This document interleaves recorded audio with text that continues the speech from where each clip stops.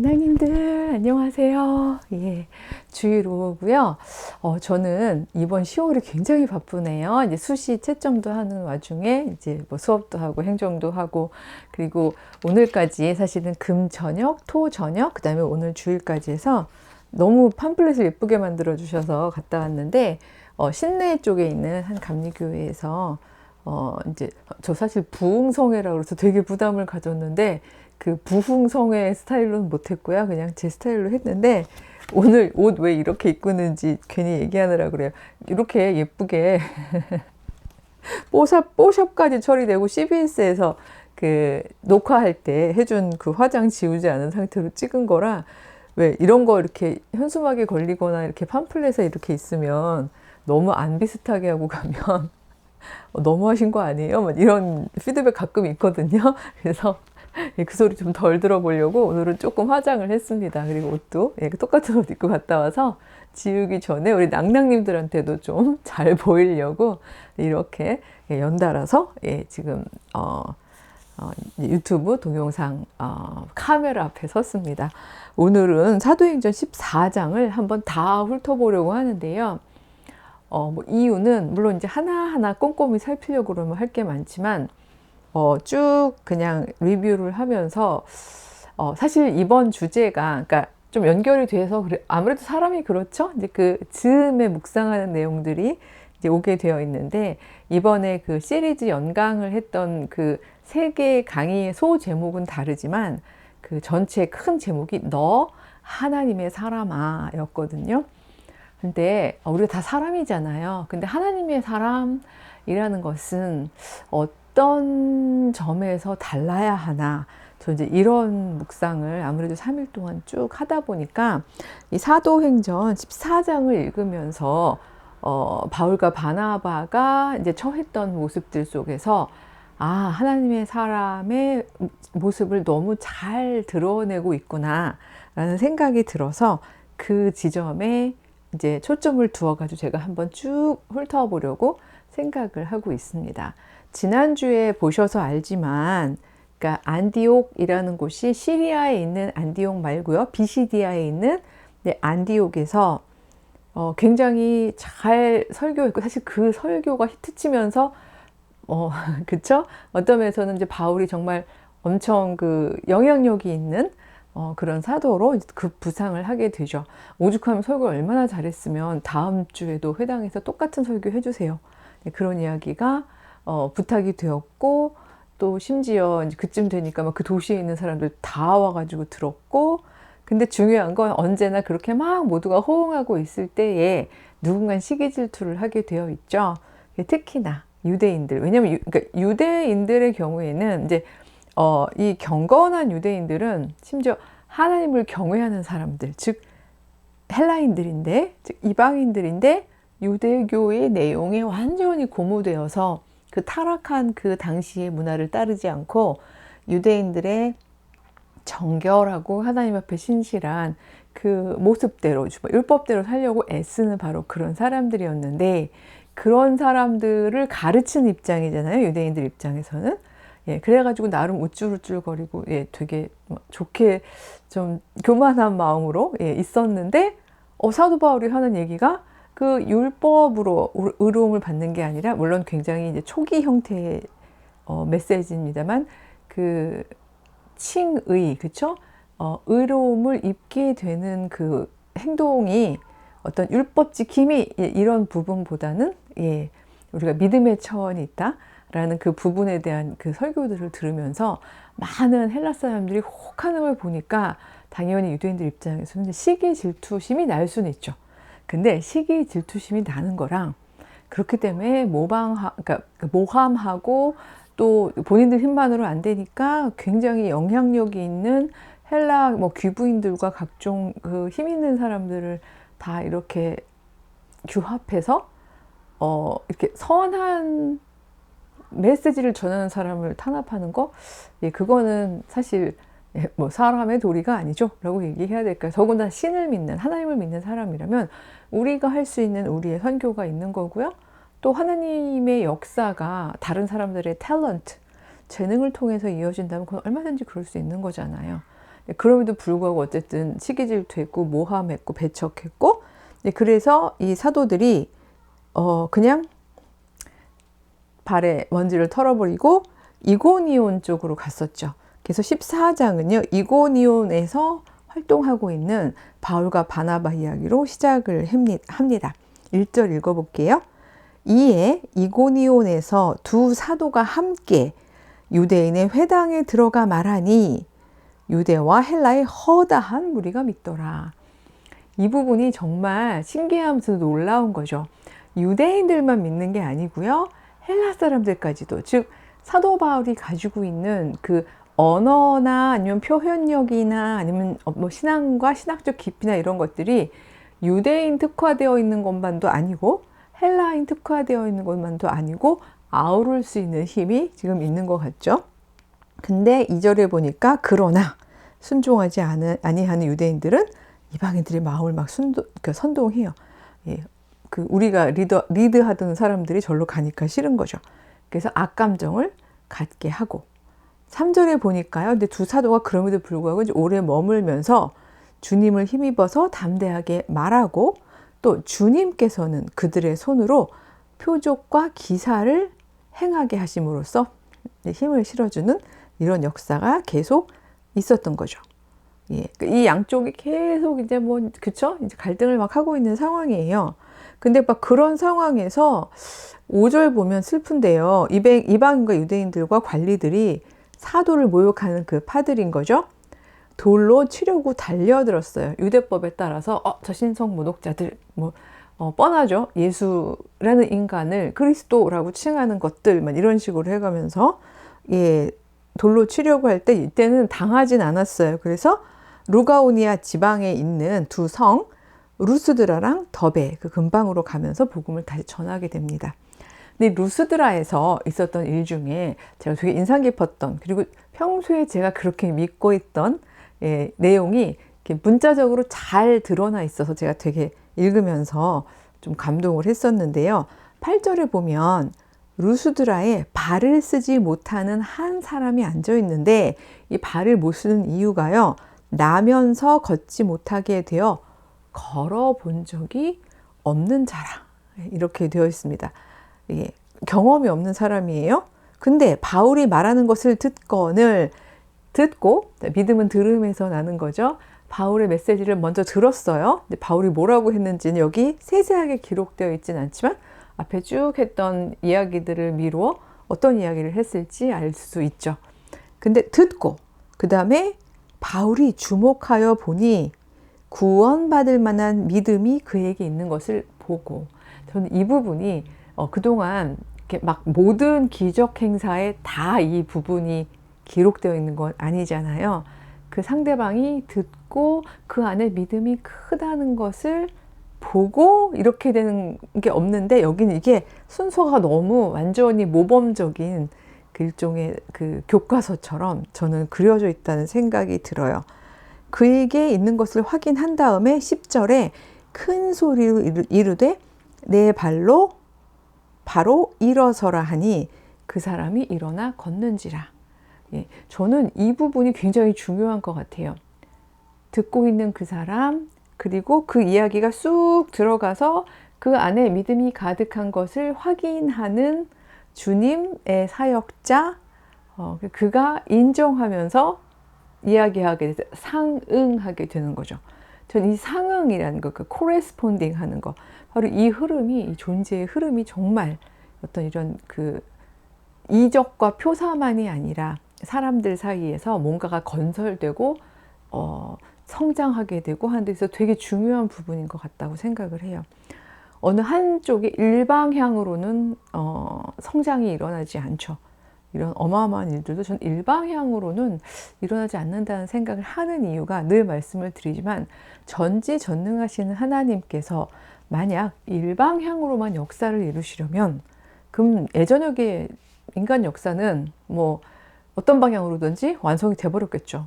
인간의 상응함에 대해서 기다리시든 속상해하시든 경고하시든 뭐 교훈을 주시든 이런 모든 과정이 없이 그냥 일방향으로 이렇게 딱딱 뭐 믿거나 말거나 쭉쭉 내리꽂는 방식으로 역사가 진행이 됐다면 그럼 진짜 애진역에 그쳤을 것 같아요. 하지만 여기서 사도 바울이 했던 그것처럼 또 예수님께서 복음 사역을 하시면서 했던 그것처럼 하나님께서는 우리를 향하여 먼저 말씀하시지만 그러니까 우리가 듣고 그 믿음이 형성되는 과정을 지켜보시는 거죠. 그러면서 충분히 상응할 만한 큰 믿음이 있는 것을 보시면서 초청을 하시는 거죠. 그게 제가 늘 아마 거의 초반에 아주 초반에 그렸는데 그렸는지 말을 했는데 달걀 그쵸? 달걀에서 병아리가 저 병아리 그릴 수 없어요. 아 이제 좀 준비해야 될 것 같아요. 그쵸? 너무 그림을 그리려니까 조야하게 점점 난감해집니다. 병아리 되나요? 예, 병아리가 밖으로 나가려고 이렇게 막 알을 쪼을 때, 알 껍질을 쪼을 때, 엄마 닭은 더 못 그리겠죠? 예, 엄마 닭은 끝까지 안 그리고 불이랑 눈만 그릴게요. 예, 엄마 닭이 뒤에는 상상해 주세요.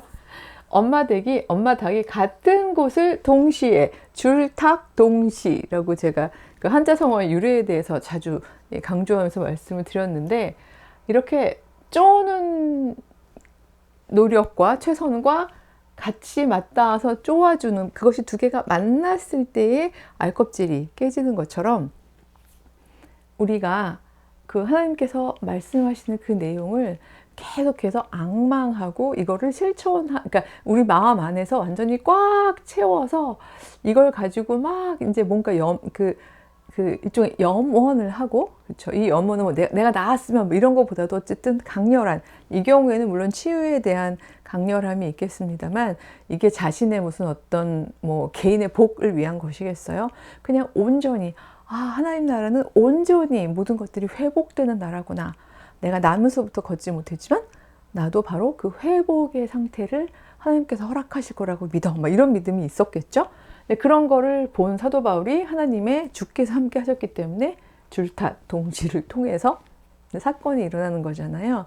그래서 사실 감리교, 그러니까 제가 뭐 교단을 나누고자 함은 아니지만 제가 이제 감리교인이기도 하고 제가 선택했다기보다는 그렇게 태어나서 이제 양육을 받은 건데 그러면서 교육받은 것 중에서 신인 협동설, 이제 대부분의 감리교 교리는 신인이 함께 하나님과 사람이 함께 상응하면서 만들어지는 이 역사적 사건들에 대한 부분들을 사실은 더 많이 지지하고 있거든요.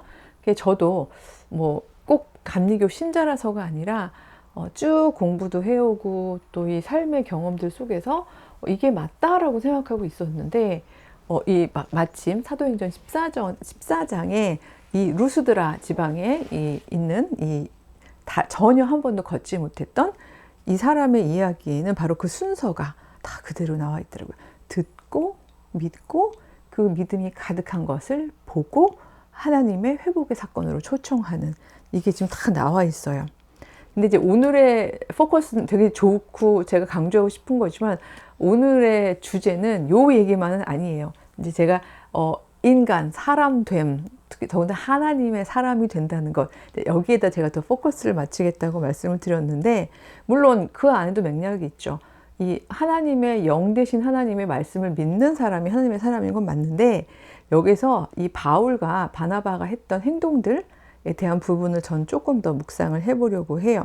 이런 놀라운 사건이 일어나니까 이 루스드라 지방의 사람들의 이 사고방식 속에서는 이건 사람이 행할 수 있는 일이 아닌 거죠.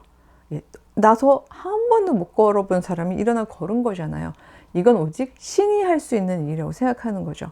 이게 되게 독특한 게 크리스찬들은 임마누엘, 인간은 유한하지만 완전하시고 능력 있으신 하나님께서 우리와 함께 하실 때 일어날 수 있는 그 놀라운 일들이 많다는 고백을 하는 건데 이런 헬라 세계도 마찬가지고 대부분의 다른 세계들은 인간의 존재, 그러니까 인간의 존재가 되게 다르다고 생각하는 거잖아요. 그러니까 신만이 할 수 있는 일이고 인간은 도저히 신인이 협동할 수 있는 가능성에 대한 생각을 못 하다 보니까 여기서는 여기 루가오니아 방언으로 막 다들 소리를 질렀대죠. 신들이 사람의 형상으로 우리 가운데 내려오셨다. 예, 심지어 아예 그냥 대놓고 이제 바나바가 아마 그 조금 더 연장자다 보니까 제우스 같았나 보죠. 바나바는 제우스요, 바울은 헤르메스라고 막 부르기 시작했어요. 예, 뭐이 정도 되고 심지어 막 그 제우스 신당에 있는 제사장이 막 와가지고 이제 막 제사 드리려고 막 소도 끌고 오고요, 화환도 막 가져오고요. 난리가 난 거죠. 이때 14절입니다.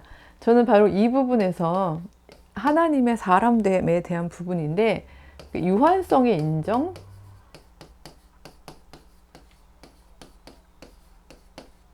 사실 이런 일 하고 나면 분명히 하나님께서 주신 역사임을 알면서도 좀 우쭐할 수 있잖아요. 왜냐하면 이 모든 그 하나님의 기사가, 이 역사가 모든 사람에게 일어나는 건 아니니까 나 좀 특별한 사도야 이럴 수도 있는 거죠.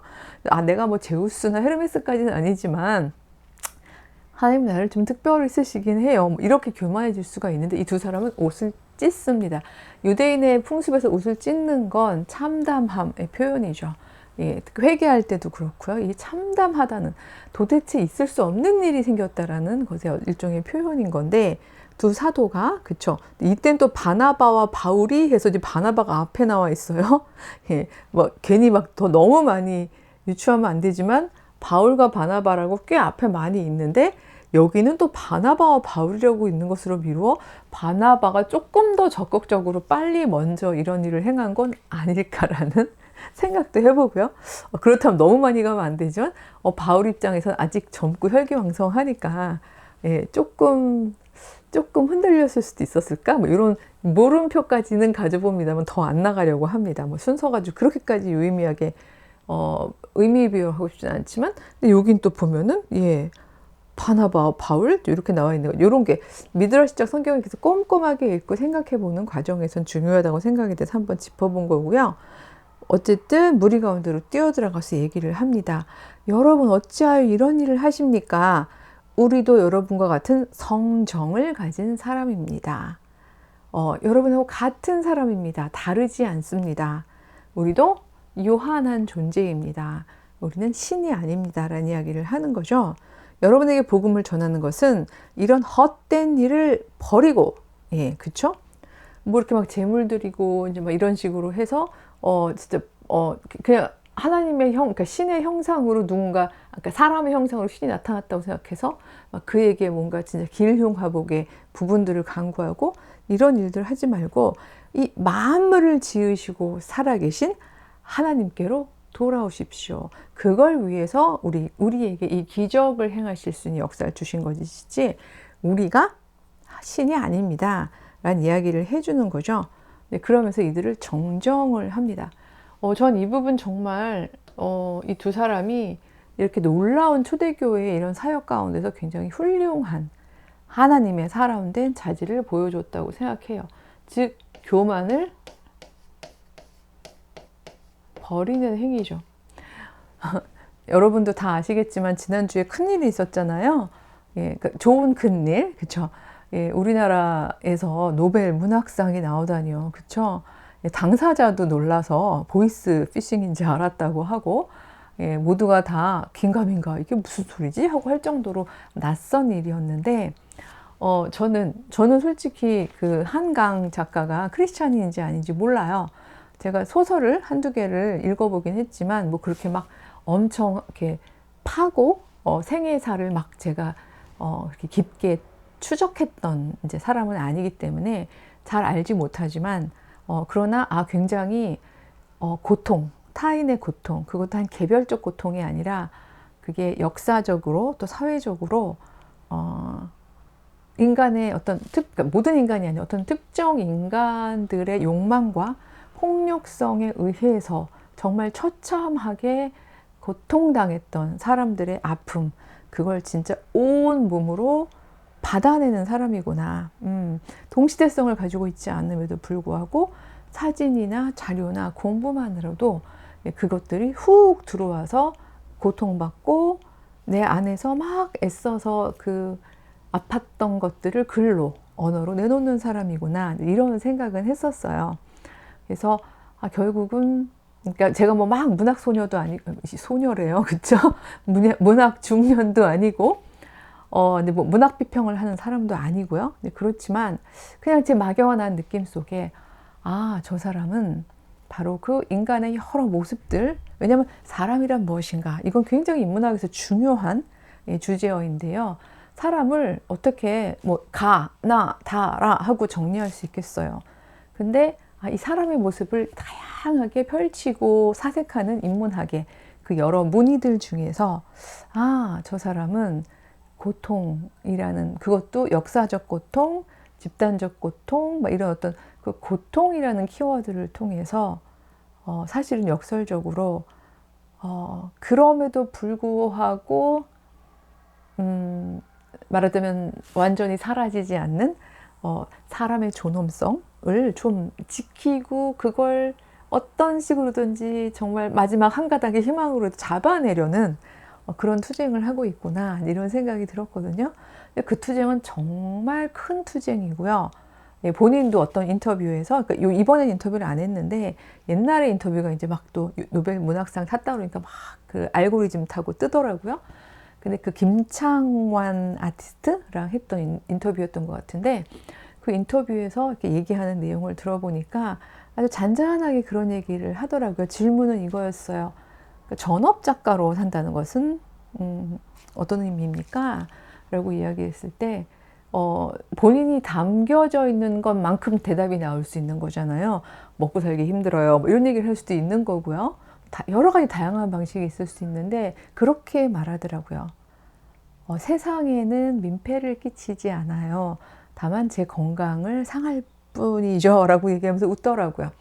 그러니까 말하자면 그 진실함으로 고통에 직면하는 거, 그게 되게 어려운 삶이, 그러니까 어려운 과정이잖아요.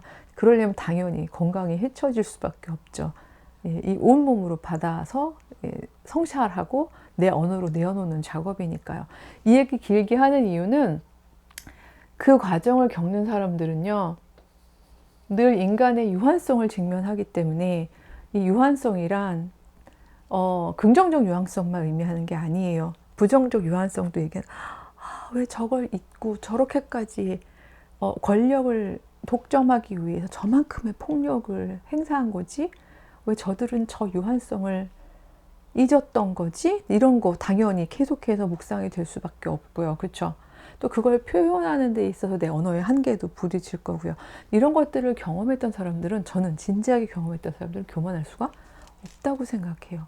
그렇기 때문에 이런 엄청난 일이 터지는 가운데서도 그녀는, 그쵸? 한강 작가는 중심을 잡을 수 있었던 것 같아요. 아버지를 통해서 전해진 이야기들 보면, 제가 워딩을 정확하게 기억하진 않지만, 지금도 여전히, 그쵸? 우크라이나에서, 그리고 팔레스타인에서 너무나 많은 사람들이 죽어가고 있는데, 무슨 인터뷰를 하고, 무슨 축하를 하느냐라고 이야기를 했다고 하고요. 그 다음에 나는 비극을, 말하자면 수단 삼아서 이걸 잔치처럼, 축제처럼 하고 싶지는 않다라는 이야기를 했다고 하더라고요. 그래서 뭐 워딩이 정확한 건 아니고 그런 맥락이었던 것 같습니다. 근데 바로 그런 이야기를 할 수 있었던 것은, 이렇게 막 띄워줄 때 평소에 내가 무엇을 하고 있었는지를 까먹는 사람들은요, 엄청 막 띄워주면 자기도 모르게 막 교만해져요. 막 올라가요. 근데 여기 바나바와 그러니까 바울은 정확하게 내가 무엇을 해야 하는지, 우리가 무엇을 해야 되는지 정확히 알고 있는 사람들이었던 거죠. 그 부분에 최선을 다했어요. 막 돌 맞을 것 같으면 도망가기도 하고요. 이래가면서 최선을 다해서 이 부분을 해왔던 사람들이기 때문에, 당신은 신이군요, 사람의 형상으로 내려온 제우스와 헤르메스군요 하고, 막 심지어 생각해보세요. 우리를 위해서 제사를 드린대요. 막 화환에다 소에다 난리 났어요. 이쯤 되면 신이라고 생각하지 않아도 살짝 교만함이 살짝 올라온다면 어느 정도 이건 좀 받아주고 그런 다음에 우리에게 이 영향을 주신 분은 사실은 뭐 제우스도 아니고 헤르메스도 아니고 우리가 신은 아니지만 하나님께서 우리에게 이런 일을 시킨 거예요 라고 나중에 좀 슬쩍 얘기해 볼까? 이런 유혹도 받을 수 있죠. 그렇지만 이 사람들의 경우는 이 인간 유한성에 대한 부분을 굉장히 잘 알고 있었기 때문에, 우리는 그저 하나님과 동행하면서 하나님께서 허락하실 때에 그 하나님의 역사를 이루는 통로일 뿐이다, 매개체일 뿐이다라는 걸 알고 있었기 때문에, 저는 바로 이렇게 곧바로 조금의 주저함도 없이 유혹도 없이 바로 옷을 찢고 이야기를 할 수 있었다라고 생각을 합니다. 예, 이게 만약에 교만함에 대한 인간의 특히 하나님의 사람인 이런 그 유한자이나 하나님과 동행하는 인간의 반응 능력이라면, 또 하나는요, 14장에 다 같이 있어서 제가 그런 이야기를 이제 나누려고 했던 건데, 19절에 보면요, 유대인들이요 안디옥과 이고니온에서 와서 무리를 충동하니 이렇게 되어 있습니다. 이 정도면 엄청 열심이죠. 여기서의 안디옥은 아마 그 바시디의 안디옥일 거예요. 그렇죠? 왜냐면 거기서 이미 막 쫓아내고 뭐 난리 나고 뭐 이랬었으니까요. 거기부터 이고니온에서도 마찬가지였잖아요. 그러니까 사람들이 정말 왜 이렇게 악에 열심이고 성실하죠? 그냥 서로 막 연대해가지고 여기까지 쫓아온 거잖아요. 와서도 막 무리를 충동하는 거예요. 그리고 얼마나 이 세 도시의 연대가 강했으면, 그쵸? 이제 여기 지금 루스드라까지 와 있는 거니까요. 그 돌로 바울을 쳐서 죽은 줄로 알고 시외로 끌어나 내치니라라고 굉장히 단순하게 되어 있지만, 죽은 줄 알고 갔다가 버릴 정도로, 성 밖으로 버릴 정도로 어마어마하게 돌로 친 거죠. 네. 그래서 전 이 부분, 지금 19절에 대한 부분인데요. 글쎄, 유한성의 인정이라고 이제 한 그 어떤 그 마지막 부분에 있어서는요, 같은 그걸, 글쎄, 저는 사도 바울이 여기 두려움이란 키워드는 없지만, 그러니까 두려움의 극복이라고 표현을 해야 될까요?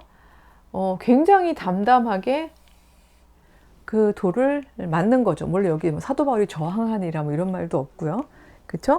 뭐 여기 그 뭐죠? 처음에 이고니온에서처럼 뭐 도망가니라 이것도 없고, 물론 사실은 그 상황에서 도망갈 수 있었으면 도망갔겠죠. 이고니온에서 도망갔는데 뭐 루스드라에서 도망가지 말란 법은 없으니까요. 그리고 도망가는 게 또 뭐 비겁하거나 비참한 건 아니죠. 예, 왜냐면 그렇지 않겠어요? 이렇게 부당한 돌을 뭐 꼭 굳이 맞을 필요는 없으니까.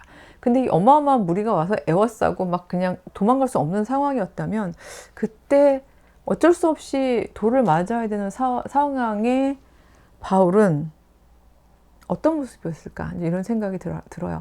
스테반 같은 경우에는 그 묘사가 나와 있죠. 예, 그가 죽음을 목전에 두고도 천사와 같이 그 얼굴이 빛났었잖아요. 그 평온함 속에서.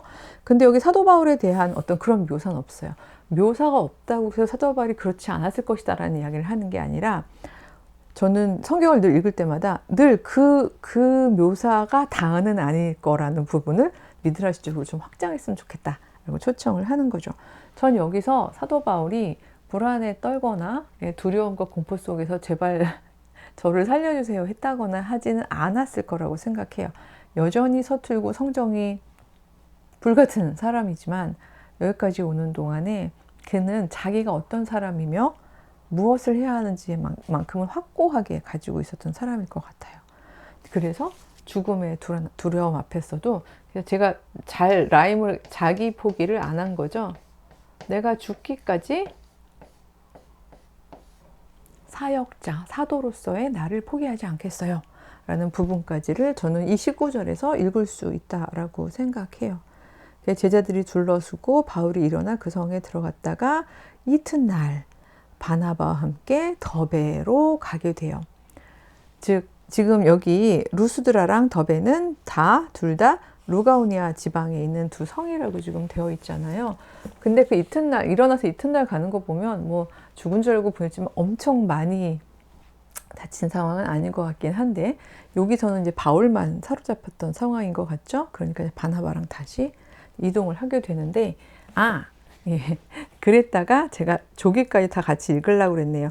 그 다음에 이제 루스드라, 이고니아, 이제 안디옥으로 쭉 돌아서 26절에서 오늘 14절 다 끝내려고요. 26절에 보면 배 타고 안디옥에 이르니 이렇게 돼 있어요. 여기도 또 안디옥이 나오지만 여기서의 안디옥은 안디옥인 시리아, 즉 그 시리아 안디옥이라고 생각하는 이유가, 왜냐하면 이곳은 두 사도가 이룬 그 일을 위하여 전에 하나님의 은혜에 부탁하던 곳이라 이렇게 되어 있어요.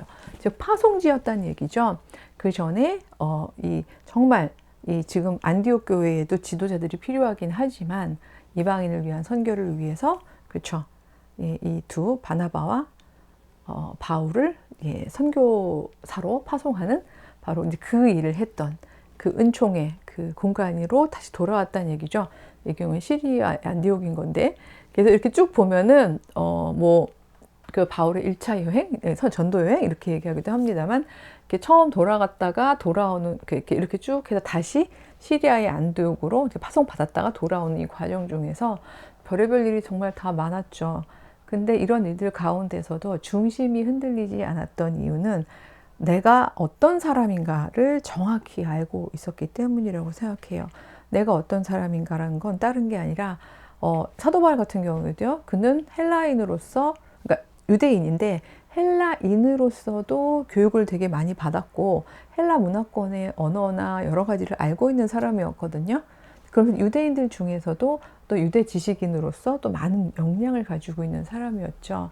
근데 그런 자기의 그 두 어떤 지적 역량 플러스 또 행동으로 볼 때는 자신의 그 인간적인 그 생각에서의 신앙적 열심으로 스데반이 죽는 것이 옳다라고 생각하고 있었고, 그 이후에도 정말 신앙 열심으로 그리스도인들을 박해했던 사람이었잖아요. 거기서 돌아섰던 그 회심의 경험, 개인적인 경험도 이 바울이라는 사람을 만드는 데에 또 굉장히 중요한 하나의 역할로 자리 잡고 있겠죠.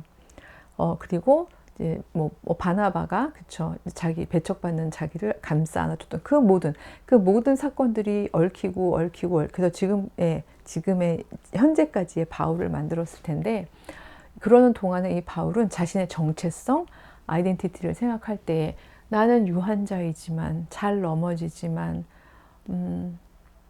하나님 앞에서 계속해서 부끄럽고 또 부족함을 인정할 수밖에 없는 자이지만, 그러나 저 한 번도 걸어보지 못했던 사람이 하나님의 이름으로 능력으로 걸을 수 있는 것을 그러니까 말하자면 그런 역사를 볼 만큼 나는 하나님과 동행하면서 바로 하나님께서 이루시는 그 역사를 전해주는 사도로서의 매개체, 통로가 되는 삶을 살아가는 그런 자라는 생각을 늘 하고 있었기 때문에 막 올려주려고 할 때도 노노노노노 하고 자기 자리를 지킬 수 있었고요.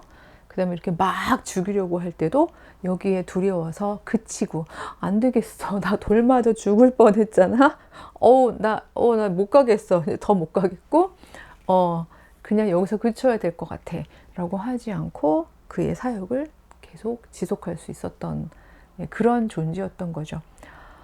그래서 저는 늘 인간은 이 in between, 이 둘 사이에 있는 존재라고 생각해요. 그래서 인간도 사이간자가 있습니다만 그 사이간은 사실은 사람들 사이라는 뜻이지만, 저는 그 사람들 사이도 물론 사이이지만 우리가 교만과 자기 포기 사이에서, 우리는 교만해서 신이 되려고 하지도 않고요. 바벨탑에 그러니까 그 창세기 11장에 나오는 바벨탑을 지었던 우리들처럼 그렇게 교만한 자가 되지도 않고, 그렇다고 출애굽기에 나오는 그 이스라엘 장로들과 백성들처럼 마음이 상해서 아니야, 믿을 수 없어, 하나님이 우리를 구원해 주시겠어, 내지는 구원의 이야기 이런 건 전해도 소용없어, 내가 나 하나가 전한다고 뭐가 달라지겠어, 이런 방식의 자기 포기를 하지도 않는 내 삶 가운데서 내가 하나님의 사람으로서 내가 할 수 있는 일들을 꿋꿋이 묵묵하게 열심히 멈추지 않고 최선을 다해서 해나가는,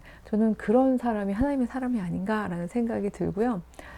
그렇다면 그 과정 중에서 누군가 우리를 향해서 막 박수를 쳐도 감사는 하지만, 그저 감사하겠죠, 박수를 쳐준다는, 감사하지만 그것 때문에 우쭐거리지 않고, 또 누군가 막 비난하고, 나는 하나님 앞에서 옳고 정당한 일을 하고 있음에도 누군가 막 비난하고 멸시하고 심지어 이렇게 돌을 던져도 그것 때문에 너무 마음 상해서 나를 포기하고 가던 길을 멈추는 그런 두려움도 극복할 수 있지 않을까라는 생각이 듭니다. 다들 그러시더라고요. 요즘에 너무 우울하고 정말 안 좋은 소식들 많았을 때 정말 즐거운 소식이 왔어요. 즐거운 소식 맞는데요. 그게 어떤 눈으로만 보이는 수상, 그것도 굉장히 훌륭한 상의 수상, 이런 어떤 표면적인 그런 걸로 저희가 들뜨는 것보다는 정작 그 수상자 본인도 그러하듯이 내가 사람으로서 어떤 삶을 계속해서 끈질기게 천천히 지속하며 멈추지 않고 밀고 나갈 것인가를 사유하고 그거를 내 삶 속에서 행하는 그런 걸음에 더 유의하는 그 걸음을 더 주목하는 그런 삶을 살아야겠다 이런 생각이 듭니다. 14장 너무 드라마틱한 일들이 많았지만 정작 바울과 바나바는 이 모든 휩쓸림 속에서도 그들이 평안하지 않았을까? 그들의 영혼이 그들의 어떤 그 전인격적인 몸체가 충분히 중심을 가지고 평안하지 않았을까? 그래서 곧 일어나 동료들과 또 제자들과 함께 그 묵묵히 다음 일정을 수행할 수 있지 않았을까 그런 생각이 듭니다.